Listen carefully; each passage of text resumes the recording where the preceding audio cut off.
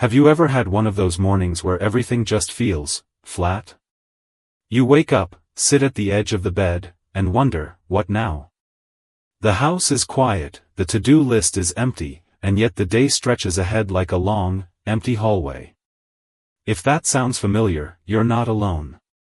And I want to tell you something important. Your days can still be filled with purpose, joy, and even a little spark of magic, no matter your age.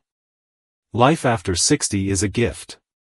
You've made it through the storms. You've built, nurtured, worked, raised, supported. And now, more than ever, this chapter is about you. It's about waking up each morning and choosing joy on purpose. Not just waiting for it to arrive. And the beautiful thing is, you don't need a big life overhaul. Just a few small, joyful rituals, done regularly, can turn even the quietest day into something meaningful. In this video, we're going to talk about 5 beautiful, simple rituals that can bring more joy, peace, and purpose into your life. These are things you can start doing today, right where you are, and they don't require money, fancy equipment, or anyone else's approval. Just you, and a willingness to add a little more light to your daily rhythm. Before we dive in, though, can I ask you a quick favor? If this video speaks to you even a little bit, would you mind helping me with just one like, one share, and one subscribe? It helps more than you know. I'm on a journey to reach my first 1,000 subscribers so I can keep creating meaningful, uplifting content like this for you and others just like you. Thank you for being here, it really means the world to me. Let's start with the first joyful ritual. It's something I like to call the morning intention pause. Now I know, that might sound a little fluffy, but hear me out. Most of us, for decades, woke up with an agenda. Wake up, get the kids ready, go to work, finish errands. But now, your morning belongs to you. And instead of jumping into your day, or worse, drifting through it, what if you began with just 2 minutes of stillness? No phone. No news. Just you, your breath, and one question: what would make today meaningful for me? That question alone can change everything. Some mornings, your answer might be reaching out to an old friend, or sitting outside and watching the birds. Other days, it could be learning something new, or even just moving my body and smiling at strangers. The goal isn't productivity, it's connection. This small pause helps you reconnect with your inner compass and sets the tone for a more intentional, fulfilling day. You'd be surprised how powerful it feels to set even the gentlest goal and follow through on it. It's like telling yourself, I matter. My day matters. My time still matters. And it does. Now, once your intention is set, there's another joyful ritual that pairs beautifully with it, something I like to call walking with wonder. I know.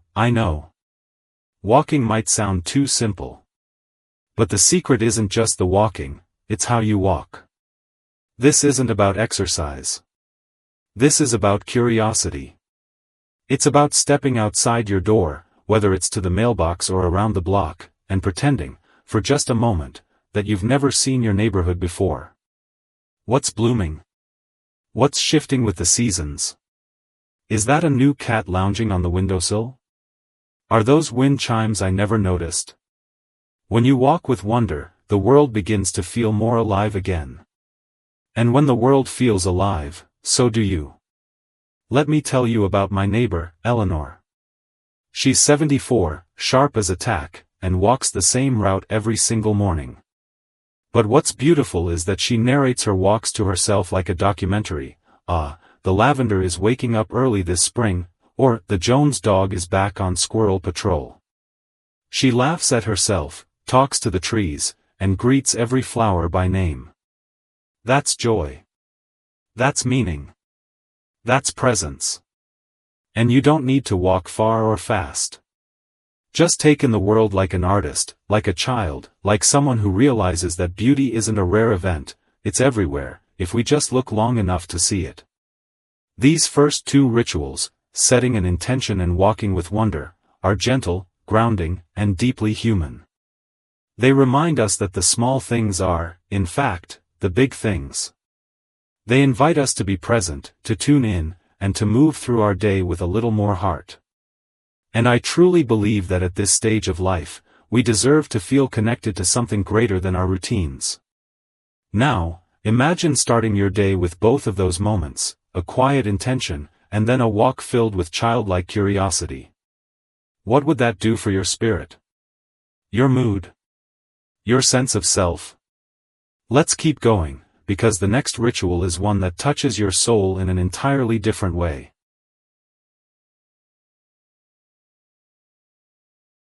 Let's keep going, because the next ritual is one that touches your soul in an entirely different way. It's what I like to call letters to life. Now, don't worry, this isn't about writing a memoir or crafting the perfect sentence. This is about a gentle habit that reconnects you to your own wisdom, stories, and memories in a very personal way. Every day, or even just a few times a week, you sit down with a pen and paper, or a quiet corner of your mind, and write a little letter. But not to someone else. This one's for life itself. You might write, "Dear life, thank you for today's breeze," or "Dear life, why do I still think of my mother every time I smell cinnamon?" These little letters don't have to be long. They don't have to be perfect.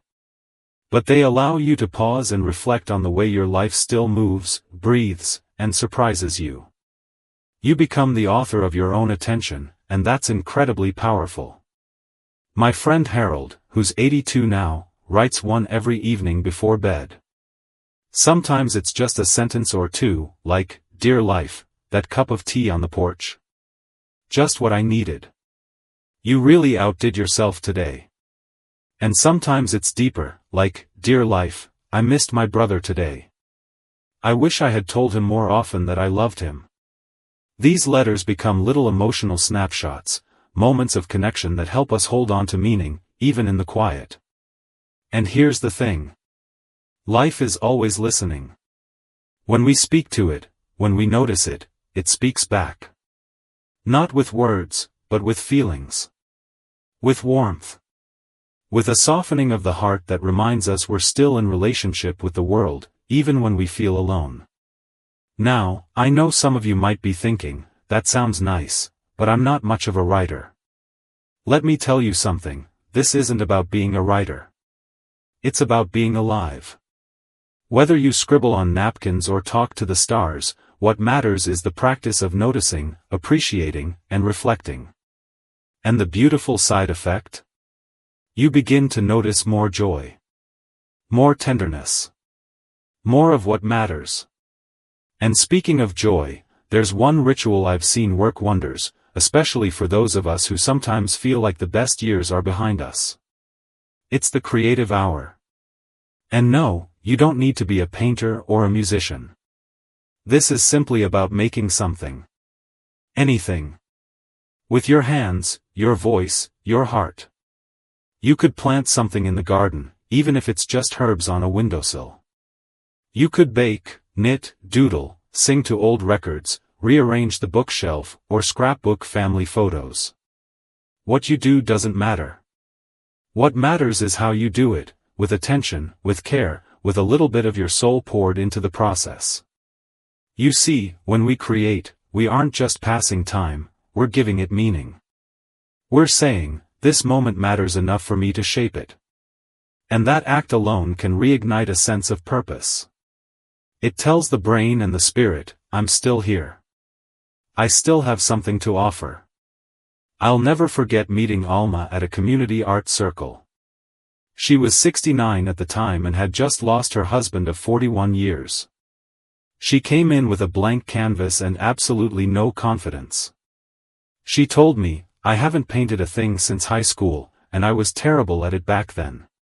But she sat down, picked up a brush, and began dabbing soft blues and grays onto the canvas. Nothing fancy. But after a few weeks, that canvas turned into a peaceful ocean scene, full of texture and emotion. She called it, "The quiet that holds me." That painting now hangs above her fireplace. She didn't become an artist. She became herself again. That's the magic of creating. It lets you explore the parts of you that still long to be expressed. And even if no one else sees what you make, even if it's messy or incomplete, the act of creating becomes a form of love. A love letter to your own aliveness. So whether it's a few words scribbled in a journal, a song hummed while washing dishes, or a wild little flower you press between the pages of a book, let yourself create. Let your hands remember how it feels to bring something into the world, no matter how small. And when these rituals, intention, wonder, reflection, and creation, start becoming part of your life, you begin to notice a beautiful shift. Not overnight, not in a flash, but gently, like sunlight creeping into a quiet room. Your mornings feel softer. Your afternoons carry meaning. Your evenings feel like a gentle exhale, instead of a void. These aren't just habits. They're invitations. Invitations to connect, to express, to feel, and to remember who you are beyond the titles, the roles, the noise. You are still growing. Still becoming. Still worthy of wonder. There's one more ritual I want to share with you. And it may be the simplest one of all, but also the one we often overlook in this stage of life. There's one more ritual I want to share with you. And it may be the simplest one of all, but also the one we often overlook in this stage of life. It's what I like to call the connection ritual. And no, I'm not just talking about picking up the phone or writing an email. I'm talking about something deeper. A quiet moment each day when you reach out, not out of obligation, but out of presence. Maybe it's sending a voice message to a grandchild just to say, "I'm thinking about you." Maybe it's stepping outside to chat with a neighbor about the roses in bloom. Maybe it's telling the clerk at the grocery store, "You always make my day with your smile." Real connection doesn't require a big event or a long visit. It just asks that you see someone, and let yourself be seen. We often think that as we get older, our social circle should naturally shrink, and in some ways, that's true. We may not need dozens of friendships anymore. But what we do need are moments of shared humanity. They remind us that we still belong to the world, that we still make a difference just by showing up, just by offering warmth, a story, or a laugh.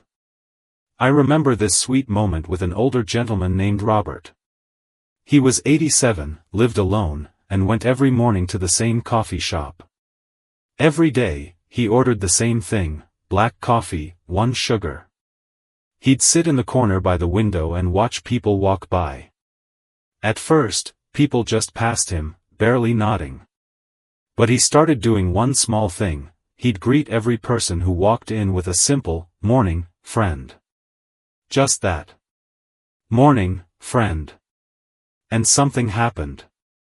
After a few days, people started stopping. They'd chat. They'd ask how he was. They'd bring their kids over to say hello. That corner seat became the heart of the coffee shop. Not because Robert had the most exciting stories, but because he offered something we all need. A sense of connection. A reminder that we matter to each other, even in the smallest ways. And I think about that a lot, how one simple ritual of saying hello, of reaching out, can be the thread that ties our days together with meaning. You never know whose day you'll brighten. You never know who needed to feel seen in that exact moment. These 5 rituals, beginning your day with intention, walking with wonder, writing little letters to life, creating something with your hands, and reaching out with warmth, are not checklists. They're invitations. They're soul-sized nudges to remind you that you're still very much in this life. That meaning isn't something you search for far and wide. It's something you build, quietly and gently, from the inside out. Some days, it might feel easier to retreat. To stay in the comfort of silence, especially if you've lost people, or if the world feels like it's moved on without you. I get that. Truly. But you are still here. And that means the world still needs your presence. Your stories. Your spirit. You may not know it, but just by living with joy, by noticing the little things, by showing up, you are shaping someone else's day in a way that matters deeply. So if you take anything from this conversation, let it be this: you have the power to create joy and meaning every single day. You don't need permission. You don't need to wait for the right time. You already have everything you need, right now, to make this chapter of your life one of the richest, most beautiful ones yet. And I'd love to hear from you. Which of these rituals speaks to you the most? Do you already do something similar in your day? Or is there one you'd like to start? Let's talk in the comments. Your thoughts, your voice, it matters here. And if this video has touched you in any way, if it's made you smile or sparked an idea, I'd be so grateful if you could give it a thumbs up, share it with someone you care about, and hit that subscribe button. It helps this little channel grow, and it helps me keep making content for people like you, people who still believe that life after 60 can be full of purpose, connection, and yes, joy. Thank you for spending your time with me today. You're not alone. You're not forgotten. And your life, at this very moment, holds so much beauty. Here's to living your best days, no matter your age. Here's to meaning, to laughter, and to the little rituals that make life worth waking up for. You are deeply loved. You are still becoming. And you're doing just fine. I'll see you in the next one.